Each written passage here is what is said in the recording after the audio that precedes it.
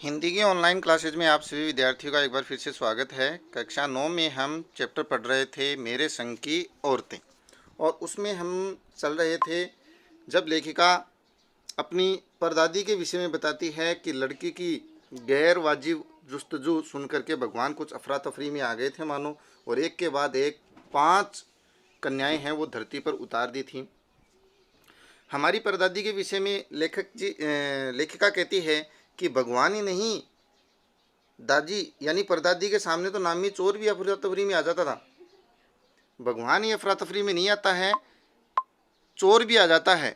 अब चोर किस प्रकार से अफरा तफरी में आता है, इसका वर्णन लेखिका करेगी मृदुला गर्ग कि वो वाक्य क्या है, वो घटना कौन सी है जब नामी चोर भी अफरा तफरी में आ गया था। और लेखिका कहती है कि नामी चोर का किस्सा मैंने होश संभालते ही सुन लिया था। जब मुझे समझदारी हुई थी तब से मैंने सुन रखा था, और खुशनसीबी भी ये भी थी कि मैंने उसका दीदार भी किया था, उस चोर का देखा भी था। तो सुनिए किस प्रकार से परदादी के सामने चोर भी अफरा तफरी में आ गया और किस प्रकार से पकड़ा गया। हुआ यूँ था कि किसी शादी के सिलसिले में नक्कुड़ की हवेली के तमाम मर्द, अर्थात नक्कुड़ गांव किसका है, लेखिका का गांव है। उस गांव की हवेली में वो खुद रहती है। उस हवेली के तमाम मर्द यानी उसके घर वाले, पिताजी, दादाजी वगैरह बारात में दूसरे गांव गए हुए थे। ठीक, घर खाली था। औरतें सज धज कर रतजगा मना रही थी। भाई बारात चली जाती है तो औरतें पीछे से नाच गान करती हैं, वो कार्यक्रम चल रहा था। चले भाई, नाच गाने और ढोलक की थाप के शोर में नामी चोर, मतलब ये जो चोर है ये प्रसिद्ध चोर है, ठीक है, कब सेंध लगाकर हवेली में घुस गया। सेंध लगाना क्या होता है, या तो चोर दीवार को फांद करके, कूद करके प्रवेश कर जाता है, या दीवार का या गेट का कोई हिस्सा तोड़ करके घुस जाता है। तो नामी चोर न जाने कब उस गीत संगीत का लाभ उठा करके हवेली में जा घुसा। आ गया भाई, आइए चोर साहब। किसी को खबर नहीं हुई, क्योंकि सभी तो नाच गाने में मशगूल थे, और महिलाएं आपको पता ही है, नाच गाने में या किसी कार्य में मशगूल हो जाए तो दूसरी ओर ध्यान ही न दे। पर चोर था बदकिस्मत। चोर की किस्मत खराब थी उस दिन। हर बार नहीं होती है, कभी कभार चोर की किस्मत खराब हो जाती है। उस दिन हो गई। कैसे भाई, जिस कमरे में घुसा उसमें माँ जी सोई हुई थी। उस कमरे में कौन सोई हुई थी, माँ जी। माँ जी से यहाँ तात्पर्य क्या है, परदादी। परदादी सोई हुई थी, ठीक। औरतों के शोर से बचने को वे अपना कमरा छोड़ करके दूसरे में जा सोई।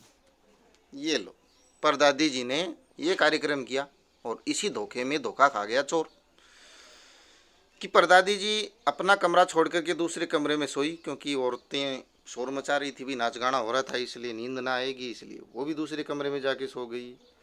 चोर बेचारा तमाम जुगराफिया दिमाग में, जुगराफिया यहाँ पर क्या है, जुगाड़ एक प्रकार का, दिमाग में पूरा का पूरा प्लान बना के आया था कि दादी वाले कमरे में नहीं जाना है, दादी पकड़ लेगी। दादी के विषय में उसने भी शायद सुन रखा होगा, लेकिन उसने ये जो जुगराफिया बिठाया था, दिमाग में जुगाड़ बिठाया था, प्लान बनाया था, वो पूरा का पूरा फेल हो गया। क्यों फेल हो गया, क्योंकि दादी ने कमरा बदल लिया। ये लीजिए, ये चोर को नहीं पता। तमाम जुगराफिया दिमाग में बिठलाकर उतरा था। उसे क्या पता था कि इतनी बड़ी बूढ़ी पुरखिन जगह बदल लेगी, कमरा बदल लेगी, स्थान बदल लेगी और दूसरे कमरे में जाकर सो जाएगी। उसे थोड़ी मालूम था कि बुढ़िया अपने आप ही कमरा बदल लेगी। खैर, बुढ़ापे की नींद ठहरी। बुढ़ापे में वैसे ही नींद कम आती है, बचपन में ज़्यादा आती है, जवानी में भी बचपन से थोड़ी सी कम आती है। धीरे धीरे नींद कम हो जाती है, बुढ़ापे में नींद कच्ची नींद होती है, कभी भी उठ जाए। चोर के दबे पांव की आहट से ही खुल गई और परदादी जी जाग गई। चोर आया और उसकी आहट कदमों की सुनकर के माँ ने कहा, कौन? परदादी जी ने, माँ जी ने इत्मीनान से पूछा, बिना टेंशन की, घबराहट के। आज के समय में तो घबराहट हो रही, कौन होगा, कोई पुरुष लोग भी नहीं है, वगैरह वगैरह। परदादी जी ने पूरा कॉन्फिडेंस दिखाया, आत्मविश्वास दिखा करके इत्मीनान से पूछा, कौन? जी मैं। चोर ने युगों से चला आ रहा पारंपरिक और असंगत जवाब दिया, मैं। अब ई मैं का क्या उत्तर होता है भाई? नाम तो कुछ बताया नहीं, घर वाला हो तो बता दे, मैं तो राकेश हूँ साहब। हाँ दादी मैं मुकेश हूँ। हाँ दादी मैं सतीश हूँ। ठीक, लेकिन यहाँ वही है संगत जवाब, पारंपरिक जवाब। कौन? बोलो मैं। पानी पिला। माँ जी ने कहा भाई तू है तो कोई बात नहीं, ये देखो परदादी जी का आत्मविश्वास, करारा आत्मविश्वास, बहुत ही अच्छा। बोल पानी पिला, तू है तो तू। बोलो जी मैं। चोर झिझक कर रह गया बेचारा, चोर से पानी मांग रही है कि तो पानी पिला, पानी पिलाने आए हैं वो पूरे घर के सामान को, पैसों को, और दादी जी कह रही है कि पानी पिला। वो बोला मैं। तब तक माँ जी बिस्तर के बराबर में टटोल कर देख चुकी थी कि लोटा खाली है। इतने में परदादी जी ने देख लिया था कि हाँ लोटा खाली है, कन्फर्म कर लिया। बिस्तर के पास में ही पड़ा था, टेबल पर टटोल लिया और बोली ऐसा कर।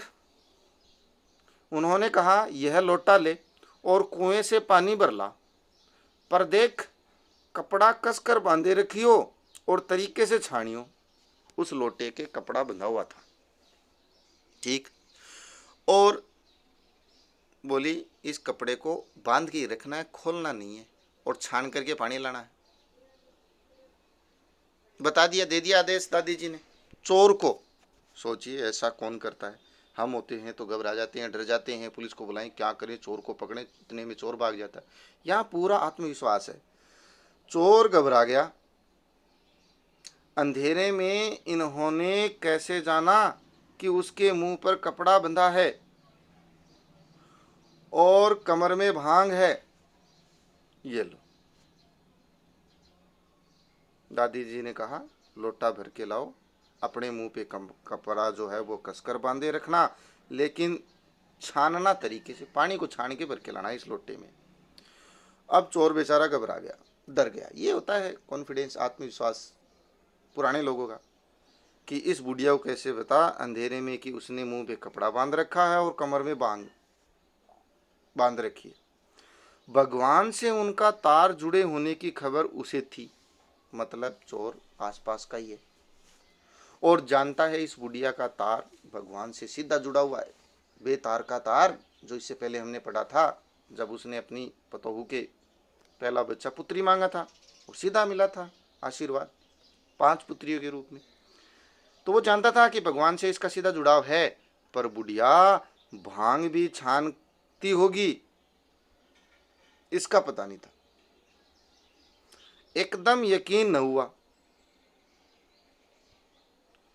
इसी से कुछ हैरान परेशान हो उठा। अब यहाँ पर कुछ ऐसा एहसास हो सकता है कि कपड़ा उसने मुंह पर बांध रखा है चोर ने और कमर पे भांग है, तो शायद उसको बुढ़िया को पता था, तो वो भांग पीती होगी भाई छान करके, ठीक। और चोर को ही कह दिया होगा कि मुंह के अपने कपड़ा बांधे रखना और छान कर लाना भांग को। चोर बेचारा एकदम से यकीन नहीं हुआ कि बुढ़िया भी भांग छान कर पीती है, छानती है। इसी से कुछ हैरान परेशान हो उठा कि इस बुढ़िया को कैसे पता चला, भगवान से तो तार जुड़ा हुआ है। जल्दी कर भाई। तभी माँ जी ने कहा बड़ी प्यास लगी है, सोच विचार मत कर, जल्दी कर, पानी पिला दे। पर मैं तो चोर हूँ, मारे घबराहट और धर्म संकट के चोर सच कह गया। ये लो, चोर भी अजीब है, कम थोड़ी है, सच बोल गया। बोल मैं तो चोर हूँ, मैं पानी पिलाऊं?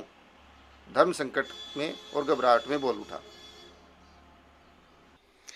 देखिए आगे क्या होता है। परदादी जी क्या कहती हैं, हुआ करे, होगा भाई चोर, मुझे तो कोई दिक्कत है नहीं कि तू चोर है, सन्यासी है, साधु है, कौन है, हमें तो कोई दिक्कत है नहीं। माँ जी ने कहा प्यासे को पानी तो पिला, पर देख मेरा धर्म न बिगाड़ियो, लोटे के मुंह से कपड़ा न हटाइयो। ये लो। अब दादी ने कहा था लोटे के कपड़ा मुंह से बांधे रखना है, चोर ने ये समझ लिया कि उसने खुद ने भी मुंह से कपड़ा बांध रखा है। तो यहाँ स्थिति स्पष्ट होती है कि दादी ने कहा लोटे के कपड़ा मुंह से बांध के रखना है कस करके, और उधर चोर ने भी समझ लिया कि मेरे वाले कपड़े के बारे में कह रही है। ये हुआ। तो बोले प्यासे को पानी तो पिला, धर्म है, मेरा धर्म बिगाड़ियो मत, ठीक है। लोटे के कपड़ा ढंग से बांध के रखना, हाथ रगड़ कर धो लेना। तो चोर हो चाहे कोई भी हो, हाथ धो लेना, फिर ठीक है, मेरा धर्म बचा रहेगा। और पानी कपड़े से छान कर भरियो, ये जो कपड़ा बंधा हुआ है उससे छान लेना। आप चोर के हाथ का पी लोगी? चोर ने कहा मैं तो चोर हूं, चोर के हाथ का पानी पी लोगी क्या तुम? अरे कहा ना, रगड़ कर धो लीजियो, सब नाच गाने में लगे हैं, तेरे और भगवान के सिवा कौन दरा है जो पिलाएगा। अब दादी जी ने भी बड़ा अच्छा तीर फेंका, बहुत ही अच्छा जवाब दिया। बोले कह दिया ना, रगड़ कर हाथ धो लेना और पानी पिला देना, सारे तो नाच गाने में लगे हुए हैं, कौन देख रहा है कि मैं किसके हाथ से पानी पी रहा हूँ, पी रही हूँ। तेरे और भगवान के बीच अब कोई है तो नहीं कि पानी पिलाए मेरे को, तुम ही पिलाओगे। भगवान वहीं कहीं उसके बराबर में धरे हैं। यह सुनकर के चोर कुछ ऐसा अकबकाया, घबराहट हुई। भाई भगवान से उसका रिश्ता तो जानते ही हैं, सीधा जुड़ा हुआ है, तो उसने सोचा यहीं कहीं है भगवान भी। तो बेचारा घबरा गया, डर गया कि लोटा उठाकर चल दिया कि बुढ़िया को पानी पिलाना ही पड़ेगा, अब क्या कर, कोई इलाज नहीं है, वरना ये भगवान को बुलाएगी। पूरी एहतियात के साथ पानी भरकर लौटा तो पहरेदार ने दर दबोचा, ये लीजिए, पकड़ लिया गया चोर। कुएं पर देख लिया गया था तो पकड़ा ही जाएगा भाई, और दादी जी ने पूरी चालाकी दिखाई थी। तब माँ जी ने लोटा आधा पानी खुद पिया। लोटे का आधा पानी किसने? खुद ने पिया। देखिए, तब माँ जी ने लोटे का आधा पानी खुद पीकर बाकी चोर को पिला दिया। आधा पानी खुद पिया लोटे का और आधा उस चोर का पिला दिया, और कहा एक लोटे से पानी पीकर हम माँ बेटे हुए, ये लीजिए, संबंध बना लिया कि तू मेरा बेटा है, एक लोटे से पिया है हमने पानी। अब बेटा चाहे तो तू चोरी कर, चाहे तू खेती कर, हम माँ बेटे हैं, मैं तेरे को कह रही हूँ या तो तू चोरी कर ले या तू खेती कर। अब ये जो दादी जी की ट्रिक थी ये काम कर गई, एक चोर को उसने इंसान बना दिया, और वो भी कैसा, मेहनती इंसान बना दिया। कैसे, देखते हैं। बेटा बेचारा किस लायक रह गया होगा, ये जो बेटा था दादी अम्मा ने बनाया, वो बेटा किस लायक रह गया था। मार भी नहीं पड़ी और दादी अम्मा ने आदेश दिया कि चोरी करेगा या खेती करेगा। सो रोमांचक धंधा, कौन सा धंधा रोमांचक? चोरी वाला। चोरी वाला रोमांचक धंधा छोड़कर खेती से लगा, चोरी छोड़ दी, खेती में लग गया, सालों साल लगा रहा। उसके बाद कभी चोरी नहीं की। जब मैंने उसे देखा तो बड़ा भला मानुस बूढ़ा लगा मुझे, डरा डरा हैरान सा। जब मैंने, लेखिका कहती है मृदुला गर्ग, जब मैंने उस चोर को देखा था, तो उस आदमी को देखा जिस आदमी ने चोरी छोड़ करके खेती अपना ली थी, तो बड़ा बूढ़ा हो गया था, भला मानुस लगा, और मुझे तो थोड़ा डरा डरा था और हैरान था कि किस प्रकार से, अब देख सकते हो दादी अम्मा ने एक व्यक्ति का जीवन बदल दिया, चोरी छोड़ करके खेती के कार्य में लगा दी। अब खानदानी विरासत कहिए या जीवाणुओं का प्रकोप, उन दो सन की बुढ़ियों के बीच मैं अच्छी फंसी। दो सन की बुढ़ियाँ, नानी दादी, ऐसी नानी और दादियों या परदादियों के बीच खानदानी विरासत समझो, परंपरा के अनुसार जीवाणुओं का प्रकोप समझो, भाई एक माँ या दादी नानी से जो हमें प्राप्त होते हैं वो गुण समझो कि मैं भी अच्छी फंस गई। हुआ क्या देखिए, एक तरफ माँ जी के चलते अपने लड़की होने पर कोई हीन भावना मन में नहीं उपजी। माँ जी मतलब दादी, कौन सी दादी? परदादी के चलते, क्योंकि लड़की किसने मांगी? परदादी ने मांगी। मांग कर ली हुई वस्तु हीन भावना आ ही नहीं सकती, वरना लड़कियों में हीन भावना आ जाती है कि मैं तो लड़की हूँ।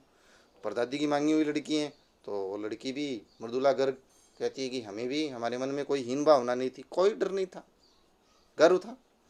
दूसरी तरफ नानी के चलते, कौन सी नानी? वही नानी जिसने अपनी बेटी के लिए आज़ादी का सिपाही ढूंढा, शादी के लिए पिताजी के रूप में।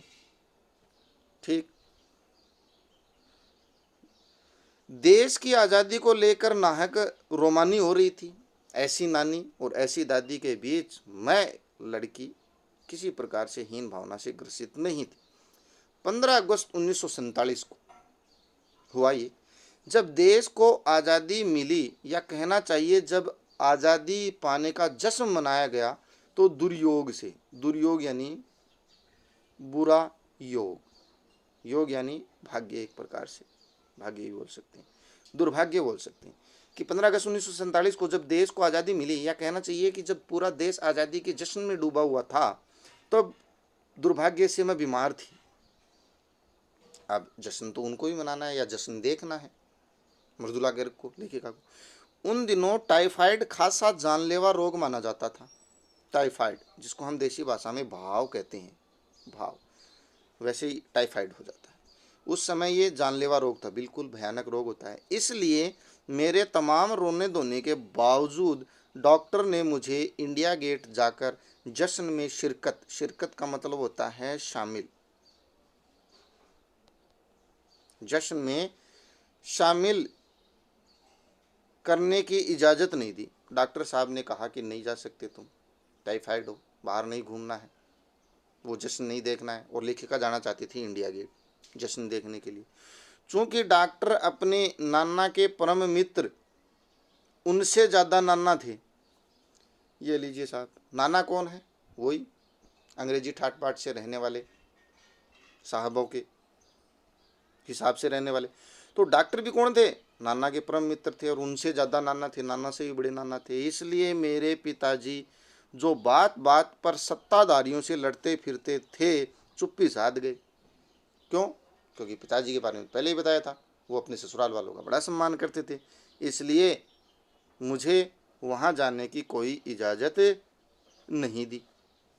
वैसे तो वो स्वतंत्रता के लिए लड़ते फिरते थे सत्ताधारियों से, लेकिन उस दिन पता नहीं क्यों चुप्पी साध गई। मैं बदस्तूर, नियम के साथ, लगातार, बदस्तूर, दस्तूर के साथ, अगर समास विग्रह आ जाए तो ये होता है, ठीक। रोती कलपती रही, मेरी एक न चली और मैं रोती रही। क्या कोई बच्चा इकलौती गुड़िया के टूट जाने पर रोया होगा, उस प्रकार मैं रोती रही। जैसे बच्चा छोटा एक गुड़िया टूट जाने पर रोता है, वैसे मैं रोती रही। मेरी उम्र तब 9 बरस की थी, केवल मैं 9 साल की थी। मेरे अंदर जुनून था भाई आज़ादी के जश्न को देखने का। इतनी छोटी नहीं कि गुड़ियों से बहलती, और इतनी बड़ी भी नहीं कि डॉक्टरी तर्क समझती। मैं 9 साल की थी, तो इतनी छोटी भी नहीं थी कि गुड़िया दे दो तो मैं चुप हो जाऊँ, शांत हो जाऊँ, और इतनी बड़ी भी नहीं थी कि डॉक्टरी तर्क को समझूं कि वहाँ जाना खतरे से खाली नहीं है, जानलेवा रोग है, ज़्यादा बीमार हो जाओगी, जीवन मुसीबत में आ जाएगा। तंग आकर पिताजी मुझे ब्रदर्स कारामजो, ये क्या है? ये एक पुस्तक का नाम है। हाँ, तो ये एक पुस्तक नाम है, और ये रूसी उपन्यास है, रूसी उपन्यास है, ठीक। तो ब्रदर्स कारामजो उपन्यास पकड़ा गए, बेटी को पढ़ लो। किताबें पढ़ने का मुझे मिराक था। मिराक एक प्रकार का मानसिक रोग होता है, मानसिक रोग। जैसे आज के समय में लोगों को मोबाइल देखने का मानसिक रोग है, गेम खेलने का मानसिक रोग है, उसी प्रकार मुझे किताब पढ़ने का बहुत नशा था, मानसिक रोग था। जब कुछ देर बाद मैंने देखा कि पिताजी को छोड़कर घर के बाकी सब प्राणी पलायन कर चुके थे।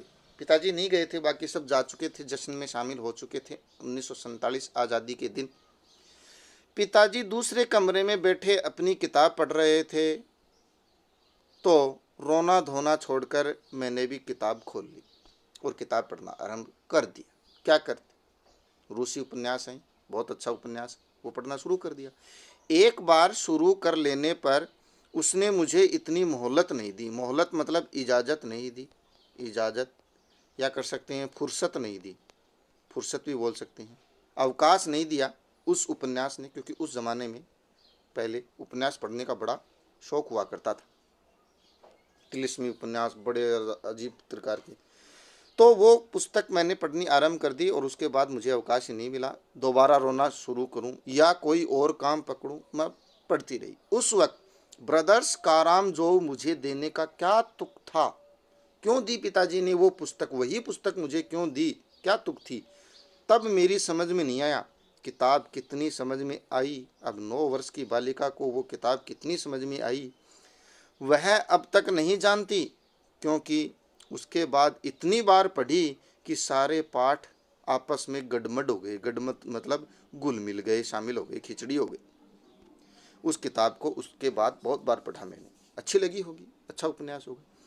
कितना पहली बार में पल्ले पढ़ना मतलब याद रहना, समझ में आना। कितना पहली बार में पल्ले पड़ा या याद रहा, कितना बाद में, कहना मुश्किल है। जब मैंने बार बार पढ़ा, 9 वर्ष की उम्र में पढ़ा, तब कितना याद रहा जिस दिन उस पिताजी ने दी थी वो पुस्तक। पर इतना विश्वास के साथ कह सकती हूँ कि उसका एक अध्याय, एक जो पार्ट है जो बच्चों पर होने वाले अत्याचार या अनाचार पर था, मुझे पहली बार में ही लगभग कंठस्थ हो गया था। क्योंकि उस दिन लेखिका को ये लग रहा था कि मेरे साथ भी अत्याचार हो रहा है, अनाचार हो रहा है, मुझे जाने नहीं दिया जा रहा है आज़ादी के आंदोलन के जश्न में भाग लेने के लिए। तो उस उपन्यास में जो ये भाग है बच्चों पर होने वाले अत्याचार और अत्याचार वाला, वो मुझे पहली बार में याद हो गया था। जब हम किसी चीज़ से जुड़ जाते हैं और वो चीज़ सामने आ जाती है तो हम याद कर लेते हैं। उम्र के हर पड़ाव पर वह मेरे साथ रहा। मैं उस अध्याय को याद रखी रही और मेरे लेखन के एक महत्वपूर्ण भाग को प्रभावित करता रहा। वो फायदा ही हुआ, लेखिका बनी आगे जा कर के मृदुला गर्ग। और वो भाग जो उसने उस दिन पढ़ा था, जो उसके मन को ज़्यादा ही प्रभावित कर गया था बच्चों पर होने वाले अनाचार और अत्याचार का, वो उनके लेखन को भी क्या करता रहा, प्रभावित करता रहा। जैसे जादूकालीन, मेरा नाटक, नहीं, 3 किलो की छोरी, ये लेखिका की क्या है, रचनाएं हैं और शायद बाल रचनाएं हैं जो उन्होंने उस उपन्यास से मानो कुछ सीखा हो और उसी के प्रभाव में उन्होंने ये रचनाएं लिख दी थी। जादूकालीन, जादू का कालीन, ये उसका नाटक है। नहीं, वह 3 किलो की छोरी, नहीं और 3 किलो की छोरी, ये क्या है, 2 कहानियां हैं।